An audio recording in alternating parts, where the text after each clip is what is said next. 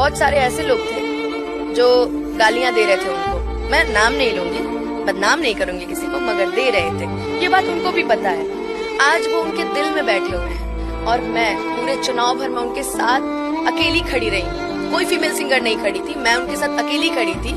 तो आज वो हमें भूल गए। ये नहीं कि वो मुझे हमेशा पूछे, नहीं सर यही ना थी विनोद, है विनोद, यही ना थी रे जो बोलती थी कि पवन सिंह ही सब कुछ है, इसके अलावा कुछ नहीं किया है। जो भोजपुरी इंडस्ट्री में आज तक कर दी है पवन सिंह, उसका कोई नहीं कर सकता है। जो पवन सिंह किए हैं उसी पे रेंगेगा सब कोई और उसी पे रेंग रहा है। यही ना थी रे विनोद। देखो भोजपुरी इंडस्ट्री में घुमा फिरा के बात नहीं होती है। भोजपुरी इंडस्ट्री में सीधी सीधी बात होती है कि जब तक किसी कलाकार के साथ आपका काम निकल रहा है भाई, तो उसका चापलूसी करो, उसके सामने दूसरे को नीचे दिखाओ, वो भी खुश, आप भी खुश, आपको भी काम मिलेगा। लेकिन जैसे ही आपको काम देने के लिए थोड़ा सा रेस्ट देगा कि दूसरे को भी मौका दे, बस वो कलाकार आपके लिए गलत हो जाता है।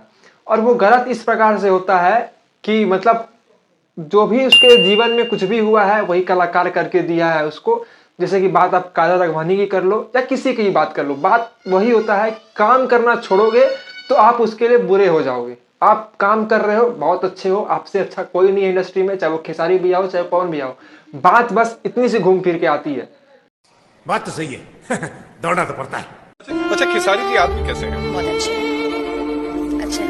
मेरे सामने जब भी वो पड़े हैं तो रिलेशन जो हम लोग का रहा है वो एक दोस्त का भी रहा है, भाई बहन का भी रहा है, और मतलब अच्छे आदमी है। अब खेसारी भैया ऐसे आदमी हैं कि जो चीजों को संभाल लेते हैं। और हाँ, जान रहे हैं कि ये बात इसलिए बोल रही है ये कि खेसारी भैया के बारे में ये अच्छा बात बोली है। खेसारी भैया इसको काम करने के लिए बुलाएगी, क्योंकि पवन सिंह तो इसको काम देने वाले हैं नहीं भाई अब, क्योंकि इसके बारे में इतना गंद फैलाई है कि पवन सिंह बोलेंगे भाई हम हाथ जोड़ते हैं, I love you I love you. जो जहां बोलती थी वो अपने जगह पे है, लेकिन हम हाथ जोड़ते हैं, आपको काम नहीं दे पाएंगे। और आई लव यू भी देखो भाई किस वे में बोलती थी, मजा आ जाएगा देख के, एक बार देख लो। हमारे भोजपुरी के पवन सिंह जी, और मतलब कोई नहीं कर सकता, कर दिया उन्होंने, अब वो दूसरा कोई नहीं कर सकता।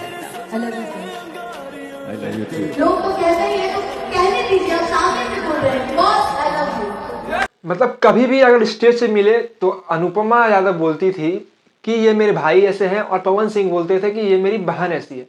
और जैसे ही कुछ देर स्टेज से बढ़ता था तो आई लव यू टू। और अभी तो रुको, क्लाइमैक्स अभी बाकी है। हाँ, लेकिन एक बात बोलूंगा कि खेसारी भैया के साथ जो रहेगा वो भी बाद में पेलाता है। पवन सिंह के साथ भी जो उसके साथ चापलूसी करेगा वो भी बाद में पेलाता है। ये इतिहास है इंडस्ट्री का, इसको कोई नहीं काट सकता है भाई। और बात करोगे भाई अनुपमा यादव जो पूछी है सवाल, आप जन्मदिन में नहीं बुलाए,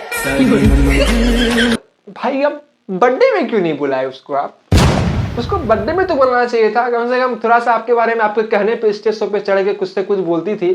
खेसारी भैया के बारे में गलत सलत बोलती थी। आप ही के कहने पे वो खेसारी भैया को नीचे दिखाती थी। बुलाना तो चाहिए था भाई, मेरे ख्याल से बुलाना चाहिए था।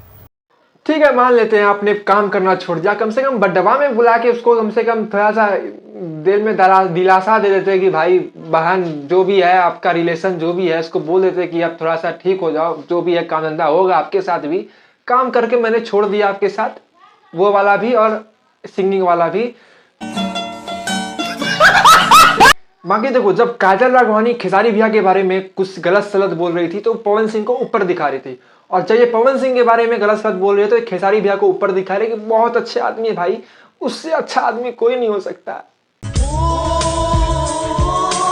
क्योंकि जानती है कि भोजपुरी इंडस्ट्री में दो ही कलाकार है, पवन सिंह, खेसारी लाल यादव।